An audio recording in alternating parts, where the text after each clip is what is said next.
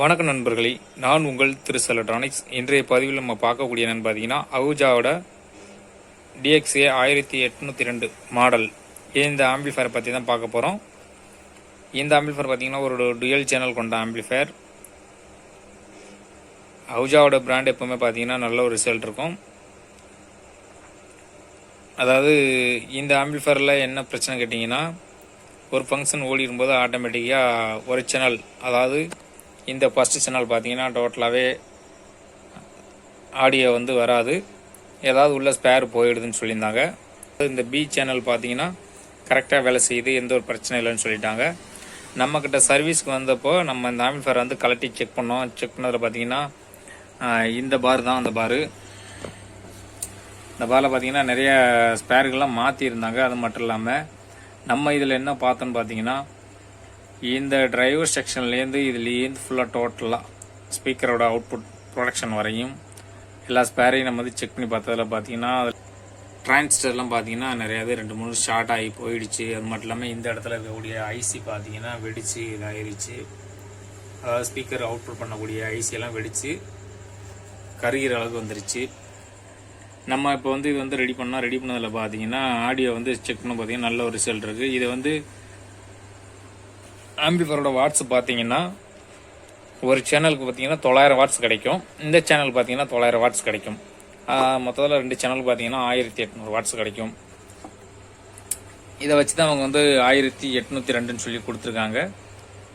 அவுஜாவில் பொறுத்தளவு பார்த்தீங்கன்னா ஒவ்வொரு பொருளுமே தரமாக நல்ல குவாலிட்டியாக போட்டு கொடுத்துட்ருக்காங்க, எல்லாருக்குமே தெரியும். இப்போ இந்த ஆம்பிளிஃபயரை நம்ம ரெடி பண்ணிட்டோம். கிட்டத்தட்ட ஒரு 1 மணி நேரம் 2 மணி நேரம் ஓட்டி பார்த்துட்டோம், எந்த ஒரு பிரச்சனை வருதா அப்படிங்கிறத செக் பண்ணி பார்த்தோம். இப்போ இந்த ஆம்பிளிஃபயரில் என்ன மாதிரி ஸ்பீக்கரை எப்படியெல்லாம் பயன்படுத்தலாங்கிறத இப்போ நான் உங்களுக்கு சொல்ல போகிறேன். அதாவது நம்ம பார்த்தீங்கன்னா இது ஒரு சேனலுக்கு பார்த்தீங்கன்னா 8 ohms பயன்படுத்தும் போது பார்த்தீங்கன்னா ஒரு சேனலுக்கு பார்த்தீங்கன்னா 370 வாட்ஸ் அப்படி யூஸ் பண்ணலாம், ஆர்எம்எஸ் கிடைக்கும். அதே நீங்கள் 4 ohms யூஸ் பண்ணிங்கன்னா 650 வாட்ஸ் ஆர்எம்எஸ் கிடைக்கும் ஒரு சேனலுக்கு. அதே 2 ohms பயன்படுத்தினீங்கன்னா 900 வாட்ஸ் கிடைக்கும் ஒரு சேனலுக்கு ஆர்எம்எஸ். இப்படி நீங்கள் ஆம்பிளிஃபயரை கால்குலேஷன் பார்த்து அதை நீங்கள் கரெக்டாக யூஸ் பண்ணிங்கன்னா ஆம்பிளிஃபயரில் பிரச்சனையே வராது. நம்ம எடுத்தோம் ஏதாவது ஒன்று லோடு பண்ணி போட்டோம் அப்படின்னு போட்டோம்னா கண்டிப்பாக அளவுக்கு மாரி நீங்கள் லோடு கொடுத்தீங்கன்னா ஆம்பிளிஃபயர் ஃபால்ட் ஆகிட்டே தான் இருக்கும்.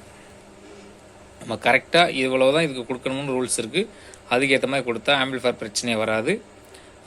நெக்ஸ்ட்டு பார்த்தீங்கன்னா இதிலே டபுள் சேனலுக்கும் பார்த்தீங்கன்னா நான் அதாவது ஃபஸ்ட்டு என்ன சொல்கிறேன்னு கேட்டிங்கன்னா, டபுள் சேனலும் ஃப்ரிட்ஜ் பண்ணலாம். ஃப்ரிட்ஜ் பண்ணி பயன்படுத்தணும் பார்த்தீங்கன்னா 8 ohms பார்த்தீங்கன்னா 1300 வாட்ஸ் கிடைக்கும். அதே 4 ohms பார்த்தீங்கன்னா 1800 வாட்ஸ் கிடைக்கும் ஃப்ரிட்ஜ் மோடு போட்டால். இந்த மாதிரி இந்த ஆம்பிளிஃபயரை யூஸ் பண்ணலாம். அது மட்டும் இல்லாமல் இந்த ஆம்பிளிஃபயரில் பார்த்தீங்கன்னா இந்த இடத்துல பார்த்தீங்கன்னா ஒவ்வொரு சேனலுக்கும் இண்டிகேட்டர் கொடுத்துருக்காங்க. அதாவது ஒவ்வொரு சேனலுக்கு ஒரு இண்டிகேட்டர் கொடுத்துருக்காங்க. இது பார்த்தீங்கன்னா ரீசெட் பட்டன், அதாவது உள்ள பவர் சப்ளை ஃபால்ட்டு ஏதோ ஒரு பிரச்சனை அப்படின்னு சொன்னீங்கன்னா இது ஓப்பன் ஆகிக்கணும். அதுக்கு தான் இந்த சுவிட்சு.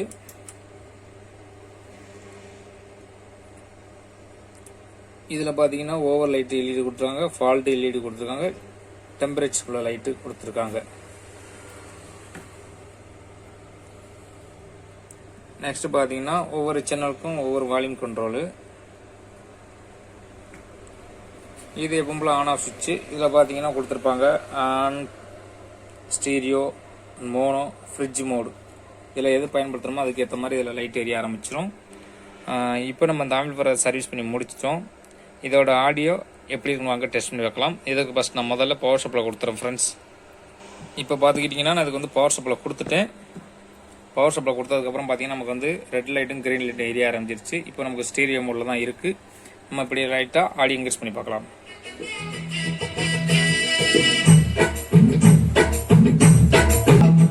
இப்போ பார்த்தீங்கன்னா உங்களுக்கு தெரியும், நான் ஆடியோ டெஸ்ட் பண்ணதில் பார்த்தீங்கன்னா ஆம்பிளிஃபயர் எந்த ஒரு பிரச்சனையுமே இல்லை. இதுக்கப்புறம் பார்த்தீங்கன்னா அது கஸ்டமரை ஒப்படைக்க போகிறோம்.